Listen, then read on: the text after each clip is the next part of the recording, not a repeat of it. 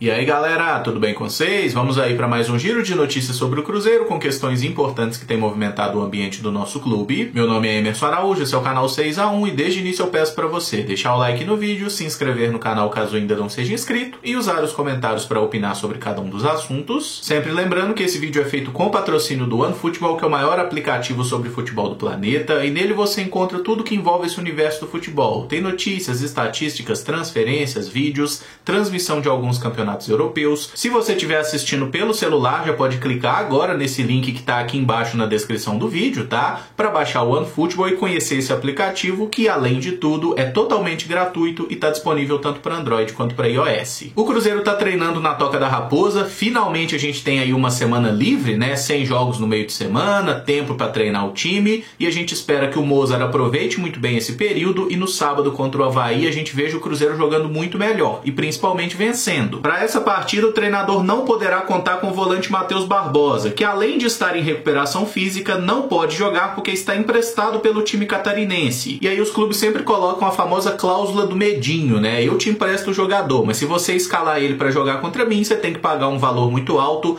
Não vi divulgarem qual é esse valor, mas é uma grana boa e obviamente o Cruzeiro não vai botar o cara em campo, primeiramente porque ele nem está plenamente recuperado da lesão, né? Então deixa o cara se recuperar plenamente para voltar aí numa próxima partida. E ainda tem essa questão financeira que todo mundo sabe que o Cruzeiro não tem dinheiro. E só queria pontuar uma coisa, que eu vi muita gente dizendo que o Matheus Barbosa tá fazendo falta no meio-campo do Cruzeiro, coisa que eu discordo. Eu acho que ele não faz falta nenhuma no meio-campo, até porque no meio-campo é um setor em que ele ajuda muito pouco. Ele rouba pouca bola, ele não é um bom jogador para construir jogadas, mas na área do adversário o Matheus Barbosa realmente faz falta, porque os gols que ele marcou, né, alguns inclusive nessa Série B, são gols realmente de que talvez seja aí o nosso melhor finalizador. Mozart também não poderá contar com o lateral direito Cáceres, que sofreu uma entorse no tornozelo esquerdo durante a partida contra o Botafogo. Ele, que voltava após se recuperar de uma inflamação no ouvido, tá de volta pro DM. E o zagueiro Ramon sofreu uma lesão na parte posterior da coxa esquerda. Não foram divulgados detalhes sobre a gravidade ou prazo de recuperação da lesão de nenhum dos dois atletas, mas é certo que estão fora do próximo jogo. Na lateral direito, o Norberto deve ser o titular, né? Nenhum problema, ele já vinha jogando em partidas anteriores. E no miolo de zaga ali, o Rodolfo deve entrar no time para jogar ao lado do Léo Santos. Aí a gente vai ter dois caras de quase 2 metros de altura. Tomara que isso traga um pouco mais de segurança, né? E uma arma ofensiva também. Até porque a maior parte dos gols que o Cruzeiro fez nessa Série B vieram de jogadas de bola parada. Sobre o Rodolfo, eu já terminei o vídeo de olheiro sobre ele, provavelmente estará no ar amanhã, tá? É o único que está faltando dessa última leva de contratações. E o Eduardo Brock segue fora, ele ainda está na recuperação física, então contra o Avaí não está disponível também. O atacante Sassá postou ontem um vídeo na Toca da Raposa com a camisa do Cruzeiro e fazendo trabalho na bicicleta ergométrica. Mas ele não está de volta ao clube, ele está apenas fazendo a recuperação após passar por uma cirurgia de correção de uma ruptura no menisco. O Sassá ainda é atleta do Cruzeiro, ele tem contrato com o nosso clube até dezembro desse ano, mas ele está emprestado ao Marítimo de Portugal até a data final do contrato. Inclusive o Cruzeiro ainda paga uma parte do salário dele, ou melhor, se compromete a pagar e certamente não está pagando, né? Mas quem fez a cirurgia do jogador foi inclusive o médico do Cruzeiro, Sérgio Campolina, então é bem natural que ele faça a recuperação na Toca, não tem nenhum problema com relação a isso. Até considero que a obrigação do clube é abrir as portas para ajudar na recuperação de um atleta que de certa forma ainda está vinculado a ele, tá? Então o Sassá tá só recuperando na Toca da Raposa, ele não vai jogar pelo Cruzeiro, pelo menos é o que a gente espera, né? Depois que renovar o contrato do Ariel Cabral, tudo pode acontecer, mas pela lógica, isso não vai acontecer, o Sassá não volta pro Cruzeiro, e lá em Portugal o desempenho dele realmente foi muito ruim, né? Foram 7 partidas pelo Marítimo até o momento, ele não fez nenhum gol, mas tentando defender um pouco o Sassá, foram apenas 120 minutos em campo, né? Isso é um pouco mais do que uma partida, ele sempre entra no segundo tempo dos jogos, então não dava para ter feito muita coisa também. E o Marítimo de Portugal mostrou interesse em outro jogador do Cruzeiro, o atacante Thiago. Segundo o Globo Esporte, a proposta de um contrato de 5 anos agradou ao jogador e seus empresários, mas o Cruzeiro não pretende liberá-lo. E eu não liberaria também, até porque em nenhum momento na reportagem se fala no Cruzeiro recebendo algum valor pela liberação do atleta, tá? Parece que é aquele esquema tipo assim, você deve muito pro jogador, libera ele, mantém um percentual dos direitos e ele vai para Portugal. Eu acho que esse é um péssimo modelo de negócio para esse atleta especificamente, porque acho que o Thiago é sim um bom jogador, que já teve alguns bons momentos no profissional do Cruzeiro e outros momentos ruins, o que é esperado de qualquer jogador jovem, mas o Thiago recentemente completou 20 anos e ele é um ativo do clube. Inclusive ontem eu fiz aquele vídeo falando do elenco, né, em determinado momento eu pontuei que Paulo,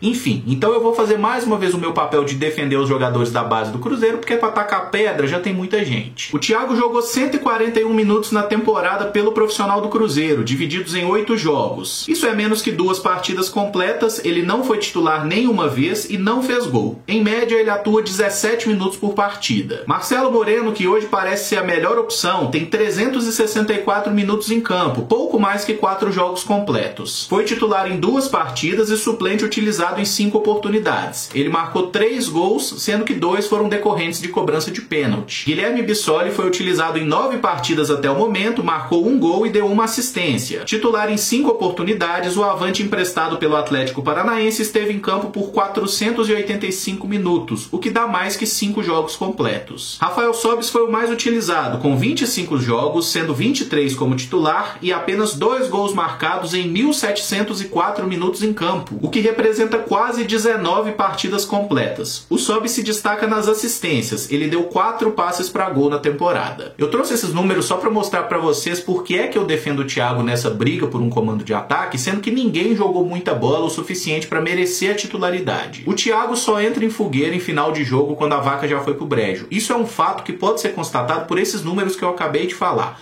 Todos os outros atacantes do Cruzeiro tiveram muito mais oportunidade que o Thiago. E o Thiago é o mais criticado. O que a gente mais vê é torcedor do Cruzeiro pedindo pro Bissoli ter oportunidade no time, sendo que o Bissoli não é patrimônio do Cruzeiro e o Bissoli também não tem números interessantes. Ele fez um gol naquela partida contra o CSA e só. Teve algumas boas jogadas? Até teve, mas a grande maioria dos jogos do Bissoli também foram ruins. Ele sabe que o Sobis e o Moreno tiveram inúmeras oportunidades e não conseguiram render bem. Vamos rezar para todos os santos para que o Marcelo Moreno agora consiga vingar. A gente precisa muito dele. Mas dizer que o Moreno não teve chance desde o ano passado é uma mentira, é uma falácia. Tiveram, que é basicamente sequência no time titular. Se ele tiver isso e jogar mal, aí eu vou concordar e vou ser o primeiro a dizer, realmente o Thiago não deu certo com a camisa do Cruzeiro. Enquanto ele não teve a oportunidade e a sequência, eu vou seguir achando que ele é um jogador que poderia ser melhor aproveitado. Quem também está na mira do futebol português é o goleiro Vitor Eudes. Segundo o Globo Esporte, 3 clubes fizeram sondagem por ele. Gil Vicente, Sporting Braga e olha o Marítimo aí de novo. Também não se fala em valores que o clube receberia pelo goleiro, que hoje é o reserva imediato do Fábio. Acho que não tem nem conversa, o Vitor Eudes não pode deixar o Cruzeiro nesse momento, até porque recentemente o clube já se desfez do Lucas França, que foi emprestado para o Guarani.